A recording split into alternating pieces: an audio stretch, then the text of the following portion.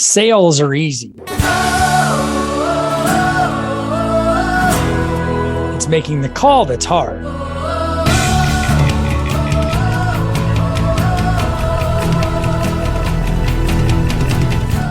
Hi, my name is Dave Gallegos. I've spent the last 25 years in the mortgage industry and a lifetime in sales. In this show, I'll bring that experience, expertise, and the experts I've met to you with actionable advice to improve your sales. It's not magic. You just make the call. Hey, everybody. Welcome back to Make the Call. This is episode number 11. And thanks for joining. Thanks for listening. And as always, I would love it if you could give this a 5-star rating and share it with friends and other professionals that you know are in the sales business. The subject matter on episode 11 is something that I've been covering for the last 2 episodes. If you haven't listened to episode 9 or 10, then go back and listen to those before you listen to this one. And we're covering the subject of call reluctance. We've covered the subject of what it is, what it looks like, where it comes from. We've covered a little bit of detail on what you can do to overcome call reluctance, but today we're going to do a deep dive into what you can do to overcome call reluctance. And it really is pretty simple formula and something that you're going to be able to do something actionable about. So let's get into that. So what I will tell you first of all is that you've got to decide that you are going to become a professional when it comes to whatever it is you're selling. Part of call reluctance comes from you feeling like you don't deserve the highest level of success because you haven't put in the work. Deciding to become the best professional that you can become, which is something that I've covered in other episodes, deciding that you're going to become the best professional that you can become will give you confidence and reduce call reluctance dramatically. But if you know that you haven't put in the work and the effort to be as good as you can possibly be, and that you're all in on that, I go back to thinking about what a professional athlete at the highest levels. I wrote this up years ago that what is your practice to play ratio when it comes to your profession? What's your practice to play ratio? Because what we really get paid to do in this business as loan officers is we don't get paid to do the loans. We get paid to get the customer to commit to working with us. That's what we get paid for, because the rest of it is really just loans aren't that difficult to do. Especially with all the software and all the tools and all the presentation, like Mortgage Coach, all the different ways that you can use to show people how to structure their financing. You got to be good at that. Definitely got to be great at that. But that isn't the toughest part of this, because it's pretty standard work. What you're going to really get paid for is getting the customer to commit to using you. So what is your practice to play ratio? Like, how much do you practice your presentation? How much do you practice delivery? How much do you practice your scripting so that you can overcome the objections that everybody has? And so I did this presentation at least 15 years ago when Joe Montana was still playing football. And by that time, he was playing for the Kansas City Chiefs, I think for $10 million a year. And the way it broke out, I can't remember. I did the math and how much his hourly rate was. It was crazy because he doesn't get paid to practice, right? Although that's where he earns his money. He earns his money in practice. The game is just where he shows up to collect his check, right? So those guys put in about 60 hours a week for one 60-minute game, right? And if you're the quarterback of the team, you're only playing about 30 minutes of the game. So it's like 120-1 practice to play ratio. It's not 60-1. It's not 60 hours for 1 hour of game. He's only playing 30 minutes at a time, right? So it's 120. Do you do that? Do you practice your scripting 120-1? You don't have to do 120-1, but I mean, that's what those guys are doing at the highest level. So what is your practice to play ratio? So it goes back to your scripting. Now, I got to be careful. I hate telling somebody to practice 120 hours before they make a sales presentation. I'm not suggesting that at all. But I am suggesting that you have to practice it. And I would bet that most salespeople, even the really good ones that do this a lot, aren't as scripted as they could be. They don't have a written script. They don't practice it. They don't role play it. And I guess that's my question is, because I hear a lot of, whenever somebody doesn't get a deal, there's a whole bunch of reasons why this happened and that happened. The customer didn't do this and the customer didn't do that. And my question is, do you have a script for that for the next time it happens?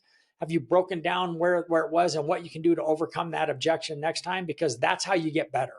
And that's all this is. So that's the first thing, is that you've really got to dive deep into becoming the best professional that you can be. You have to know your product. So you have to study that. How much time are you putting into studying your product? So product knowledge is huge, because product knowledge, when you know, you have a lot more confidence, and you can deliver any of the information that you're delivering to your customer with a lot more poise. You're a lot more polished, because you know.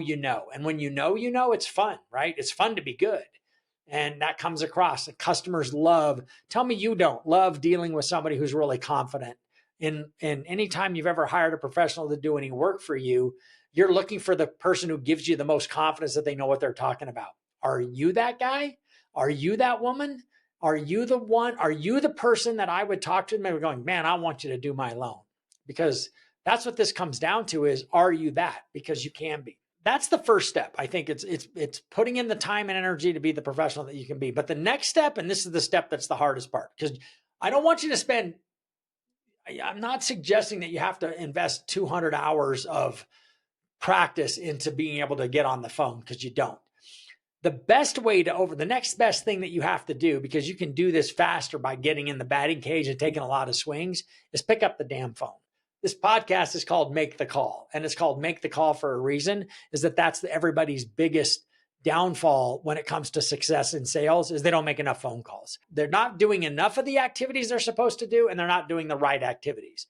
The right activities are practicing your presentation, becoming more scripted, watching the game film, right? So if you're doing a Zoom presentation and you can go back and watch, you can record it so that you can share it with your client after you do a presentation with them, but you can also review that presentation and become a better professional, a better presenter. Your commitment to being the best professional that you can be is going to be the thing that will separate you from everybody else and just make you deliver a much better presentation, which makes you a better professional.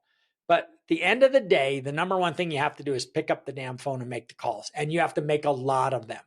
So let's go back to my story in episode 9, when I talked about my first sales job, which was working in a boiler room, where I got to dial the phone for 40 minutes and then I was required to take a 20-minute break. Me having to make as many calls as I could in a compressed period of time made me want to make more calls faster. I didn't realize that what I was getting at the time, but what I was getting was I was getting training without it even being training, because I didn't have any sales call reluctance. I want to make as many calls as I can challenge. Like, that was the thing I was trying to do, is how many dials, how many phone calls, how many conversations can I have in 40 minutes? Because I'm not going to be able to talk to anybody for 20. And then I had to wait 20 minutes to take a break. And then I did another 40 minutes and then another 20-minute break and then another 40 minutes. I needed to talk to as many people as I could, because at 1 o'clock in the afternoon, the phone lines got more expensive. And at 1 o'clock in the afternoon, we had to shut off the phones. Nobody could make any more calls, because the expense to use those phone lines went up dramatically. I guess. I don't even know if that's true, by the way. That could have been complete BS, and everybody just wanted to get off there. We started at 5 a.m. calling on the East Coast, moving across the country. And I don't know how I'm sure we were tracking something, but I didn't track dials. I didn't track conversations. I didn't track any. I was just tracking deals. Like, how many deals did I get? Because I think I made $100 on every 300 pen order that I could sell somebody advertising specialties. I made $100. My goal was to make $200 a day and $1,000 a week. When I was 19 years old, 50 grand a year was like, I was rolling in it in 1979. So that's it. The best way to overcome sales, the best way to cure it is to just immerse yourself in it. A good analogy for this is jumping into a cold lake, or jumping into the ocean when it's really cold, or taking a cold shower. At first, it's shocking how cold it is, right? Like, we've all experienced this. You've all jumped into a cold swimming pool. I don't think anybody doesn't know what I'm talking about. But if you move around and you stay in that water long enough, pretty soon your body becomes immune to it. And the water isn't cold anymore, because you're used to it. And it just takes a little bit of time. The same thing will happen with call reluctance, right? The more calls you make, the more you'll become immune to the rejection that you're going to experience. Nothing I'm going to be able to show you or talk to you about, or no matter how polished you get, no matter how good you get at that, nothing's going to prevent you from getting a negative result and not experiencing some level of rejection by making a lot of sales calls. The cure isn't like, oh, you won't get rejected anymore. The cure is you shouldn't care about the rejection, which is what I was experiencing by making as many calls as I could in those 40-minute blocks of time on that phone wheel, right? That's what they called it. So there were three 40-minute slots. That's where that came from, is you jump in with both feet and you make as many calls as you can. So are you ready to do that? Because if you're ready to do that, you can make a big change. Making lots of calls, we've identified that, having the best practice that you've done it. Those are the two areas that you have to stay focused on. You have to have a great script. You have to have practiced it. You have to have role played it. You have to have it smooth. You got to deliver it. Yes, you have to know your product. You have to have confidence that you know what you're talking about. But then it's time to pick up the phone and make as many calls as you can make. So that's it. It's not a big secret, right? But maybe it is. Maybe this is something that you've never heard before. And maybe you think that for those of us that have struggled, when I say us, because I'm one of those people that have struggled, for those of us that have struggled with call reluctance, this is where it comes from. We're going to have one more episode. We're going to focus on this subject because I want to cover everything that I've covered and kind of summarize this and add some other items and material that I know that you can use that will help you when it comes to this process. So I think this is a great subject matter for you to stay focused on, because everything that you want in the form of professional sales can come out of overcoming call reluctance. And so this is a great subject to stay focused on. I want to hear from you. I want to hear how you've put that stuff into practice and how you've become better at this, because it really is something that can be overcome, and you'll be able to achieve all your dreams and achieve all your goals if you can overcome this part of sales that holds so many people back.